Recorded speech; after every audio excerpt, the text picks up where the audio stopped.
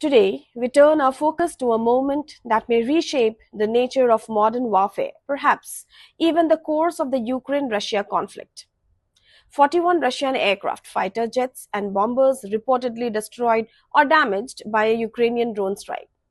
Not on the contested front lines of Donbass, not even near the border, but in Irkutsk, deep in Siberia, more than 4,000 kilometers inside Russian territory. The attack was confirmed by Moscow, and its impact is difficult to ignore. Local authorities described the scene as chaos, plumes of black smoke, emergency sirens, panic among military units stationed at the Sredny settlement. And then came the code name, Operation Spider's Web. What makes this attack unlike anything we have seen before? It's not just the range, but the method. Drones were smuggled inside wooden sheds, which were delivered near Russian bases by unmarked trucks. These sheds, seemingly ordinary, housed explosive-laden drones concealed within their roofs. Once in place, the drones were remotely activated, rising silently into the air like metal hornets and striking parked aircraft with precision. Let's pause. Let's ask, could Ukraine really have pulled this off alone?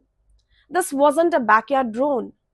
This was a long-range, multi-layered, coordinated techno-military operation requiring real-time satellite navigation, secure communications bypassing Russian jammers, advanced terrain recognition software, and the human intelligence to smuggle drones deep into Russia.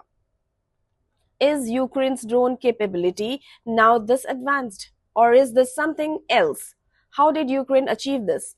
Who is quietly enabling this deep penetration? And is the war still between just Ukraine and Russia? Or has it evolved into a proxy battlefield for greater powers?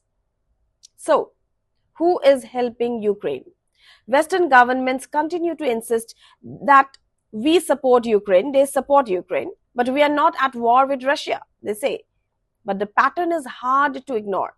The tools behind such precision, the navigation systems, real-time coordinates, adaptive jamming resistance, all point to a technological backbone far beyond Ukraine's domestic capacity. And so here's a question worth asking, not to provoke, but to probe. Is the US the quiet architect behind Ukraine's extended reach? If not directly flying the drones, then perhaps enabling the eyes, the software, and the strategy behind them? Moscow has confirmed the strike. Kyiv remains officially silent, but the silence, as they say, often screams louder than words.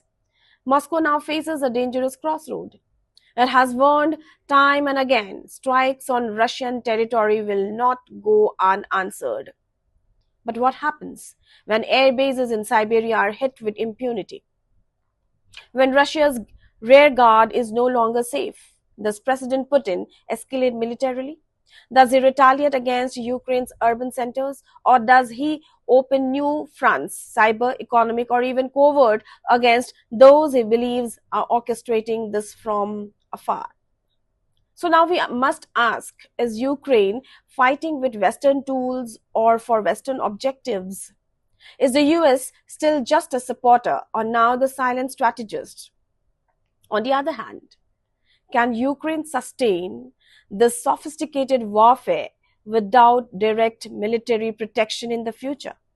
Was Ukraine aiming to damage assets or send a psychological message to Moscow and the world? Is Russia being pushed too far? As critics like McGregor suggest, such moves lack true tactical value. Destroying planes on the ground may disrupt Russia readily, but it doesn't shift control on the Donbass front. Is Ukraine winning the headlines but losing the long war of attrition? Was it the bold move by Zelensky? In war, perception is power, and perception is shifting very fast. Ukraine has proven its resilience. Its courage is definitely unquestionable, but courage alone is not a strategy.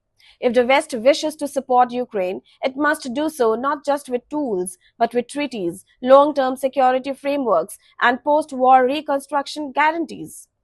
The deeper Ukraine strikes, the more it risks drawing others into the fire.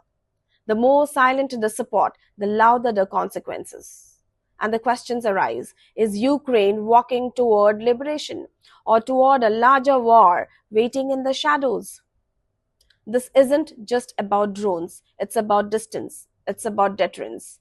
And perhaps, most critically, it's about who's really pulling the strings when the world pretends to stand still. Former Trump's advisor and US Army Colonel Douglas isn't convinced this was a bold move. He never says that. He called it's not strategic, not transformative, more symbolic than tactical. McGregor warns this kind of deep strike could escalate the war, provoke retaliation, but offer little in terms of changing the battlefield in Ukraine. So, what is Ukraine truly aiming for here? Of course, it was not a bold move. Are they targeting jets or global headlines? Are they chasing victory or buying time and attention from Western allies, slowly losing interest? Here's the irony: Ukraine's war strategy, agile, asymmetric, clever, was designed to counterbalance Russia's larger force. But in striking so deep, with such intricate deception, Ukraine may be entering a zone of warfare that blurs the line between defense and provocation.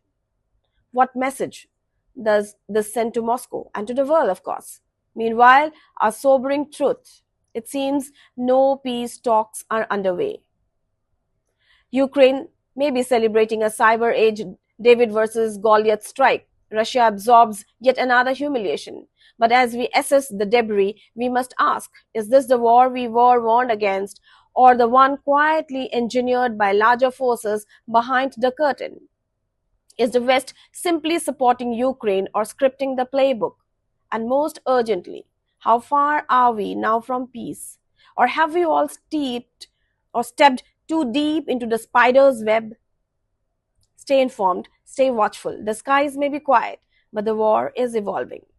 I'm Mosami, and this is The Global Eye.